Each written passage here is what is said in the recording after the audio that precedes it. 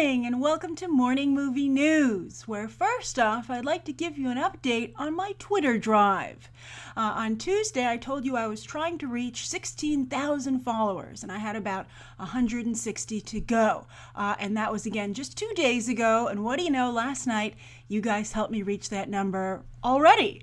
And so last night, I tweeted out that I had reached that number, and that if you wanted to be entered for a random drawing as to who would get a call from me, to tweet me back. So in case you missed that tweet, I wanted to give you a heads up, and also if you wanted to, get in there and follow me now and tweet me back, I wanted to give you an opportunity to do that as well. I also wanted to let you know that it was so great to get so many wonderful tweets from you guys, and you helped me reach the goal so quickly that I'm doubling the number of phone calls from 5 to 10. So the odds are a little more in your favor.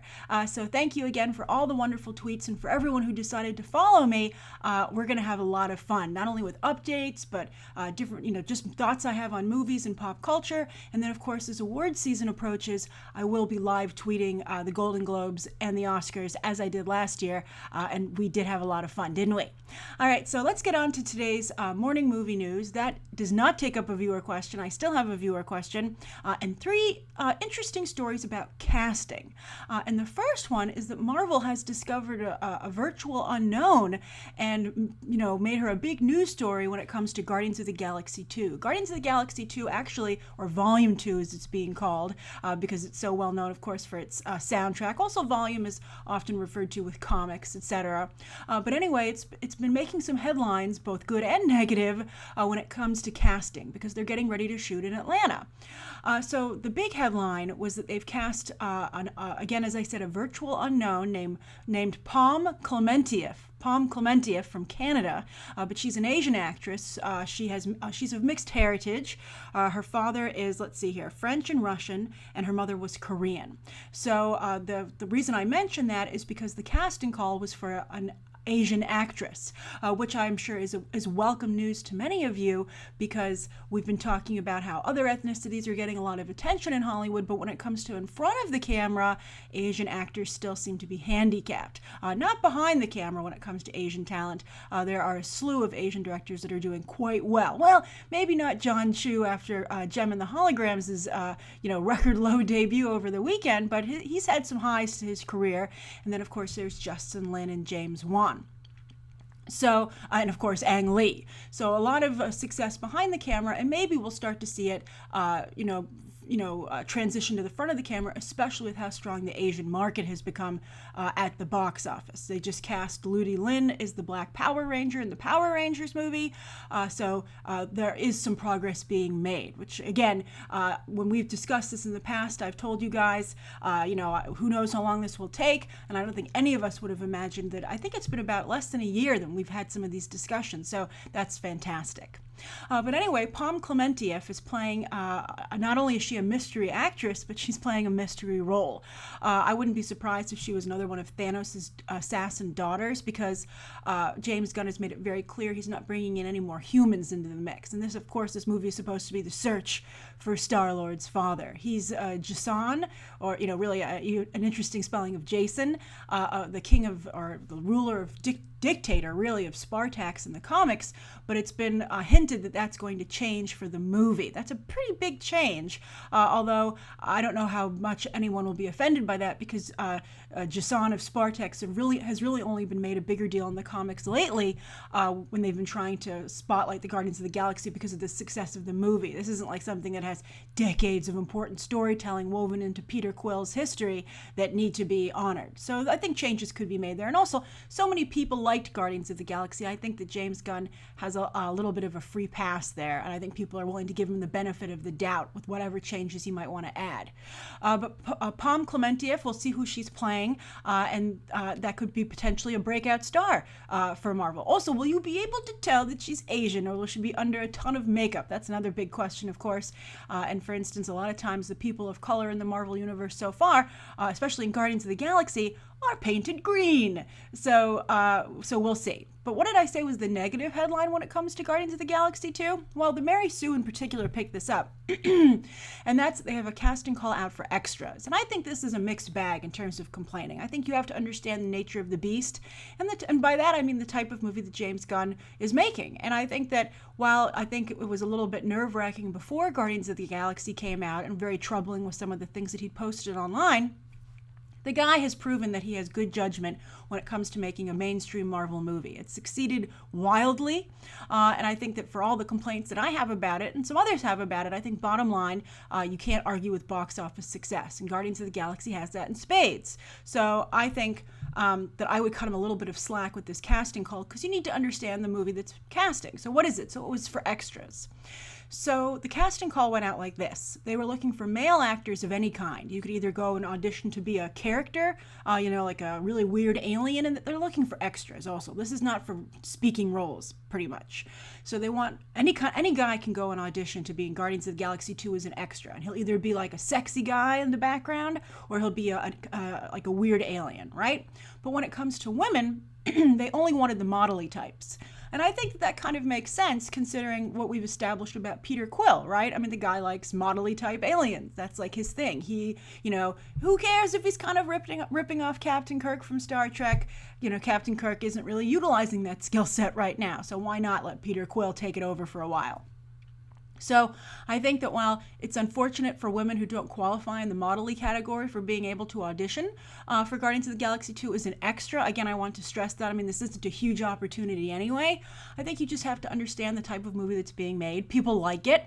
And James Gunn, I think we can say, knows what he's doing. And I don't think there's any call in the Guardians of the Galaxy universe for a really interesting, dynamic female alien extra. It's not that universe. And so I wouldn't get angry about that. And I think that's a little bit of a non-headline, in fact. And so I'm sure some of you are surprised to hear me say that, but I sometimes get painted as like a knee-jerk feminist, but that's totally untrue. I try to be really reasonable. I just want to see, women represented well on screen. It's important to me as a woman. And I think that any underrepresented or misrepresented demographic can relate to that. And so that's all that it is, right? It's not like, everything has to be perfect every time. And I think the Guardians of the Galaxy has established itself as something that is not a female, women really like Gamora. I hope they do more with her, because she's not the deadliest woman in the galaxy when it comes to the movies, as she is in the comics. But anyway, you have to just understand what Guardians of the Galaxy is, and it's a movie with sexy female aliens. That's just what the franchise is. All right, so anyway, that's the first story of the day, and I'm curious, what's your theory on who Pom Klementieff is playing? I couldn't find anyone that I thought she would be playing. There are a couple female characters that have been in the ranks, like Mantis and Faravel, but I don't know if she would be playing them. I'm curious. We'll see what happens. I honestly, I get nervous about adding new characters to that movie because I think that the ones that they have require a lot more development. So we'll see how it works out. But anyway, that's the first story of the day. And also, what do you think of that extras casting headline? And do you think the Mary Sue was right to jump on that?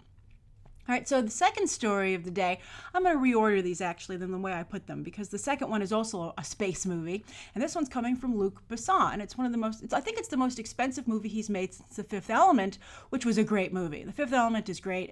It holds up. I think if you haven't seen The Fifth Element with Bruce Willis, and it's the movie, by the way, that made Mila Jovovich, it set her on her path where she is today as a really strong B action star, you should watch it. It's really good. And so he is going back to making that type of movie with Valerian. And Valerian is a French comic book that's said to have inspired a lot of the properties you see today, Star Wars, etc. And I think the first thing that makes me think of is John Carter. And everyone was like, oh, John Carter, so inspirational. Everything you see today, from Superman, to I think they also mentioned Star Wars, whatever, it all comes from John Carter. And then nobody cared. And I think that, maybe they should have done a better job playing them up in the advertising campaign that it all comes from John Carter. They should have put Mars in the title, because Mars is a pretty big part of the story. And John Carter of Mars, it's actually a decent movie. I'd say a very solid action-adventure movie. And I feel it got a bum rap at the box office and with audiences. And again, that's another movie that if you have time, you're looking for something to watch, I would check it out. I think it's worth watching. And poor Taylor Kitsch also got taken down with that film, even though he didn't deserve to be. But anyway, Luc Besson is going to try and do this with Valerian, and so far we've known the cast to include Dane, DeHaan, and Cara Delevingne. Very interesting choices. Neither one is that strong of a box office draw, although we'll see what happens to Cara Delevingne after Suicide Squad. But neither one of them is really, like, wow, let me invest $180 million in that cast. But we'll see. Luc Besson himself is quite a name, and I think if you can reference The Fifth Element, that will help. And if it looks good, it looks good. But, I think right now this is like in a crossroads where it could either be like an amazing space Fifth Element kind of movie, or it could be like a Jupiter Ascending, right? So, and I think that's reminiscent of the Channing Tatum, Mila Kunis casting, although this is at least a little bit better. I really like both those actors. I thought Cara Delevingne was very good in Paper Towns. But anyway, the reason this is in the news is because Luc Besson has cast Rihanna in a large part. And, I have to say, this is reminding me a lot of the casting that came together around Fifth Element, of course, with Chris Tucker, who had a big part. And Rihanna, I think, could, be that bigger than life type of character. Although she has a little bit more self-respect that's more ingrained in her public persona than Chris Tucker. But I no disrespect to Chris Tucker, he did quite well for a while there with his shtick. But I have to say, I'm going to defend Rihanna here because I thought she was pretty good in Battleship, another Taylor Kitsch movie, by the way, which isn't horrible. I mean, if you accept it as like a 90s action movie, it's okay. It's good. I thought it was cheesy, good fun. And I thought that Rihanna did a very good, acceptable job. And I mean, she wasn't like amazing, but I thought she didn't bring the movie down and she didn't embarrass herself. So if somebody said, hey, do you want to cast Rihanna in our movie? I would be into it. And I think that she will help this movie a little bit in terms of making people want to see it. I think she alleviates some of the risk that Dane, DeHaan, and Cara Delevingne bring to the mix. So good for her. I think this is a great project for Rihanna. I think Beyonce, if there's any rivalry going on there, I don't believe there is. Maybe Nicki Minaj. You have these actresses who are trying to go into acting. Beyonce kind of gave up on it, which I can understand. I think that she never will get the attention as an actress that she gets as a pop star and a celebrity, just like a professional celebrity. I think she probably makes more money and gets more attention taking Instagram photos on her yacht in Italy than she does being in a movie. So I totally understand her decisions. But I think Rihanna still has a chance. And so this movie's shaping up very interestingly. So I'm curious, what do you think of Valerian? Do you like Dane DeHaan and Cara Delevingne as the stars? What do you think of adding Rihanna to the mix? Does that make you more or less excited to see it or likely to see it? And also, would you give Luc Besson $180 million for this? And he's going to distribute it himself. EuropaCorp, his company, distributed the transporter Refueled. It didn't do well, but he distributed it himself here in the United States. And so he's at least in a position to get back most of his money without having to pay any middleman distributors when he takes it across the globe. All right, so anyway, that's the second story of the day. Now, the third story of the day is going to go in the total opposite direction to a period piece. And this one's going to be the Lizzy Borden story. Now, Lizzy Borden was actually a really infamous female killer. There's a famous nursery rhyme that goes along with what she did.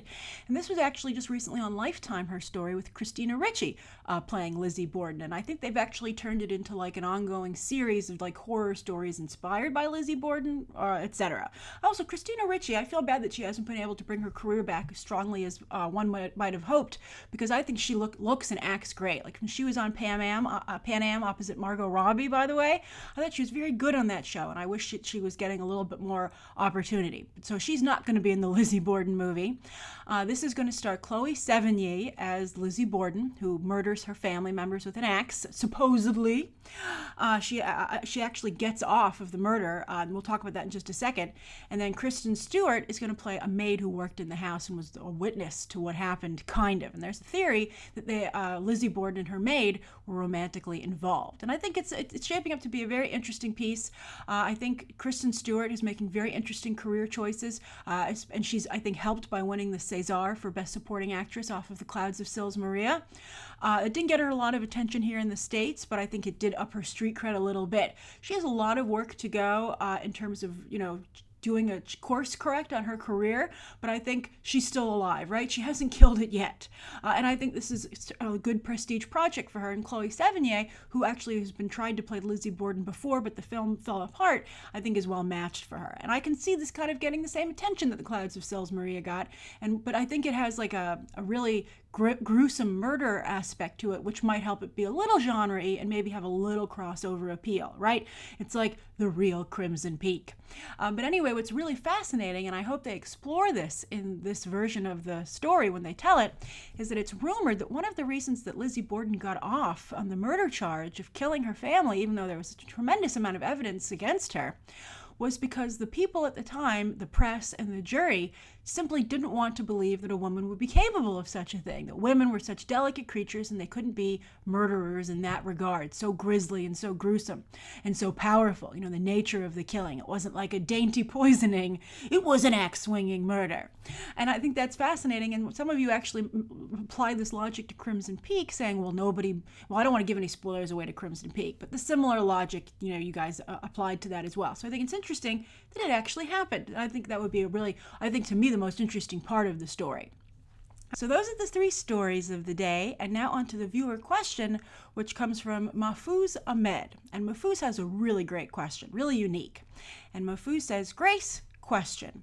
Why is it that it takes 2 to 3 years for a big budget blockbuster like Star Wars or Avengers Age of Ultron, including post and pre-production and shooting, for a movie that's 2 to 2.5 hours long, but a 13 or 10-hour TV show takes only 4 to 5 months, like Game of Thrones and Daredevil? Great question. All right, so here's the difference.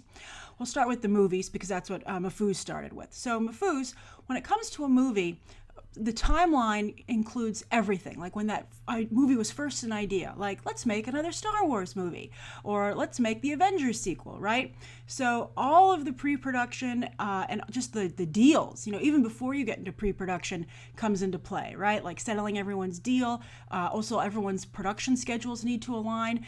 That's another thing, getting all your ducks in a row. Because when people make movies, they hop around to different projects, right? Like take Chris Hemsworth. Sure, he's in Avengers Age of Ultron, but he's also doing a lot of movies with Ron Howard, like Rush and In the Heart of the Sea. And then he's also doing like cameos in Vacation. So he has like a very busy schedule, and he has to, balance it and find room to do each project, right? So that's one reason that it takes so long with movies. Also, everyone needs a little bit of a break because they're so zonked out from the last one. And also, a movie audience will wait 2 to 3 years for the next installment, right? Because there are other movies coming out. They have to write it, and you don't know if you're going to make a sequel. Like sometimes they'll say they'll greenlight a sequel before a movie comes out, but it's never quite a sure thing until the box office works. I mean, Kingsman's one of the fastest sequels I've ever seen come together, but even then, it's going to take like at least 2 years for the sequel to come out.